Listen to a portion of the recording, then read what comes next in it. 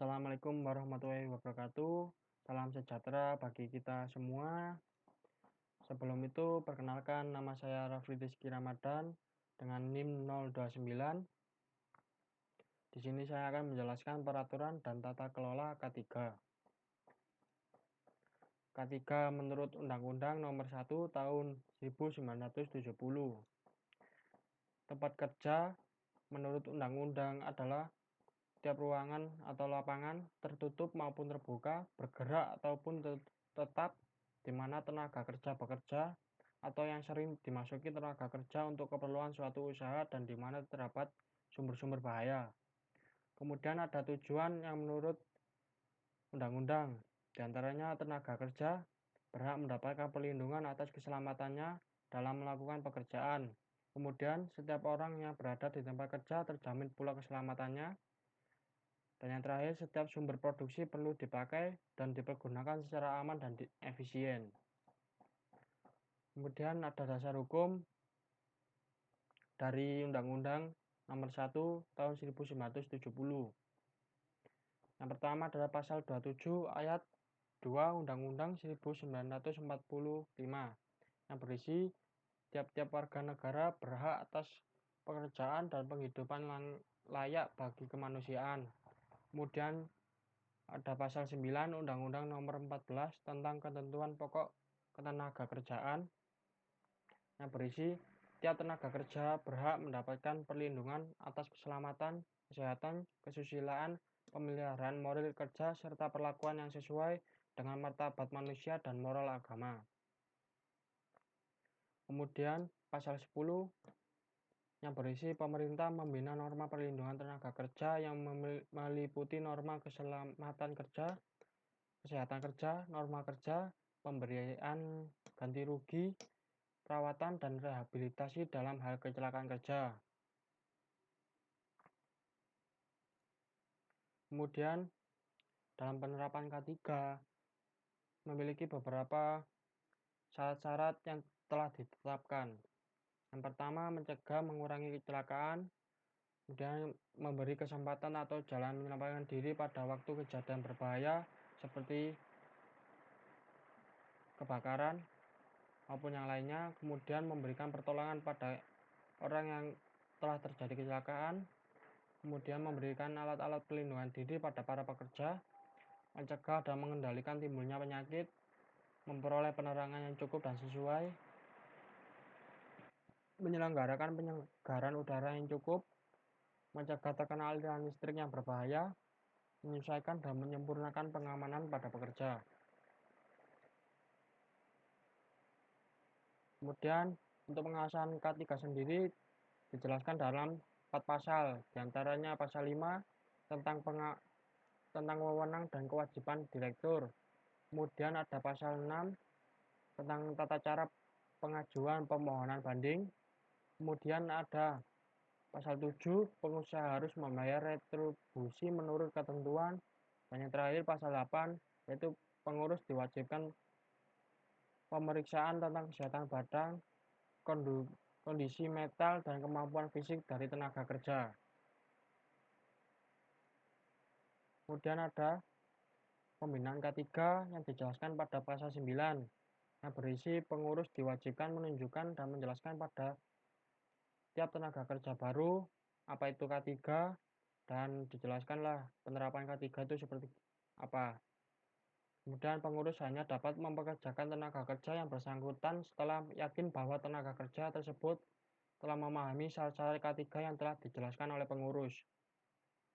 Kemudian pengurus diwajibkan menyelenggarakan pembinaan bagi semua tenaga kerja yang berada di bawah pimpinannya. Terakhir, pengurus diwajibkan memenuhi dan menaati semua syarat-syarat dan ketentuan-ketentuan yang berlaku. Kemudian ada ketentuan pelanggaran yang dijelaskan dalam 5 pasal, pasal 10, pasal 11, pasal 12, pasal 13, dan pasal 14 yang berisi berbeda-beda dan mencakup tentang ketentuan pelanggaran. Kemudian ada peraturan pelaksana yang dijelaskan dalam 4 pasal, yaitu pasal 15, pasal 16, pasal 17, dan pasal 18. Pasal keempat pasal tersebut adalah pasal yang mengatur tentang pelaksanaan K3. Kemudian dasar-dasar keselamatan dan kesehatan kerja.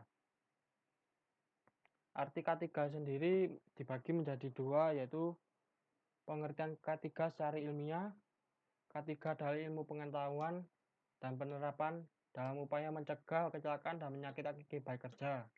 Kemudian ada definisi K3 secara filosofis. K3 adalah suatu upaya memastikan integritas fisik dan spiritual tenaga kerja pada khususnya dan masyarakat pada umumnya terhadap pekerjaan dan budaya menuju masyarakat yang adil dan makmur. Itu pun sudah diregulasi dan dinyatakan dalam Undang-Undang Ketenagakerjaan Nomor 13 Tahun 2003 Pasal 87. Kemudian tujuan keselamatan menurut dasar-dasar K3 memiliki beberapa poin. Yang pertama adalah mencegah dan mengurangi kecelakaan kerja. Kedua, mencegah timbulnya beragam penyakit akibat kerja. Yang ketiga, meningkatkan kesejahteraan kesehatan dan perlindungan. Kemudian membantu para pekerja agar optimal dalam bekerja.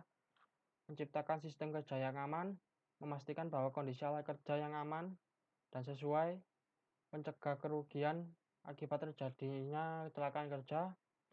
Melakukan pengendalian terhadap resiko-resiko yang ada di lingkungan kerja. Memelihara kebersihan, kesehatan, dan ketertiban lingkungan kerja dan lingkungan yang di sekitarnya.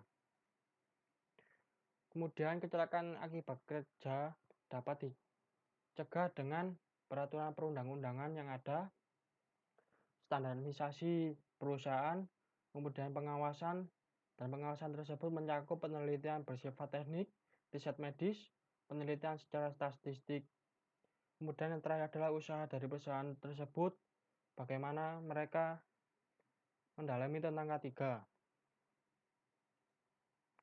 Kemudian adalah pencegahan gangguan kesehatan dapat dicegah dengan pertama adalah menemukan masalah atau sebab akibatnya, kemudian menganalisis, kemudian melakukan pemecahan, keempat adalah pelaksanaan setelah pemecahan itu selesai, kemudian adalah pengawasan secara lanjut. Kemudian ada metode pencegahan kecelakaan kerja dan gangguan kesehatan. Upaya pencegahan kecelakaan diperlukan untuk menghindari kerugian yang timbul, serta untuk meningkatkan kinerja keselamatan kerja di tempat kerja antara lain. Yang pertama adalah upaya mencegah kecelakaan kerja melalui pengendalian bahaya di tempat kerja. Dan yang kedua adalah pembinaan dan pengawasan. Dan yang ketiga adalah sistem manajemen tentang K3.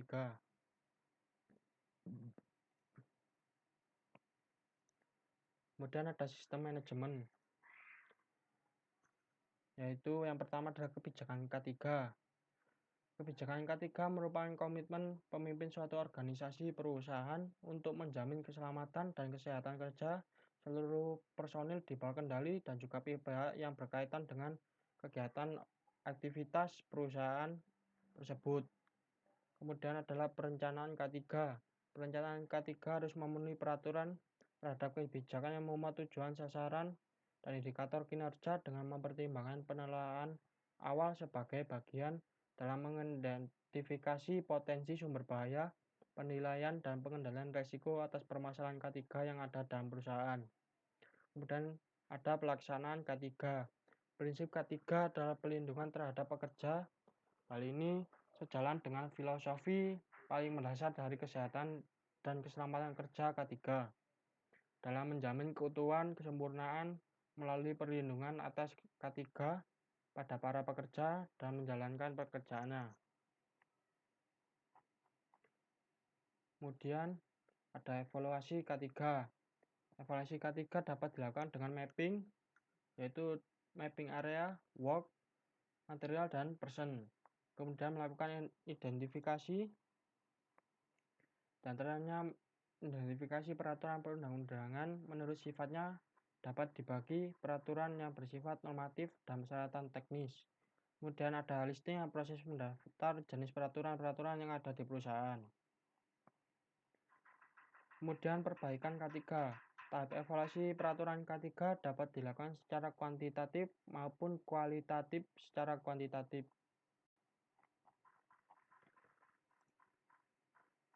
Jadi, undang-undang ini dibuat bertujuan perlindungan atas keselamatan, kesehatan, kesusilaan, kenyamanan, dan kesejahteraan karyawan perusahaan yang berada di lingkup tempat kerja, menjamin suatu proses berjalan teratur dan sesuai rencana. Adanya Undang-Undang Keselamatan dan Kesehatan Kerja ini membuat perusahaan lebih mementingkan keselamatan kerja, menyediakan alat pelindung diri sehingga tidak sampai mengalami kerugian di kedua belah pihak. Terima kasih untuk kesempatan yang telah diberikan kepada saya. Utamakan keselamatan pada tempat kerja karena keluarga sedang menunggu di rumah.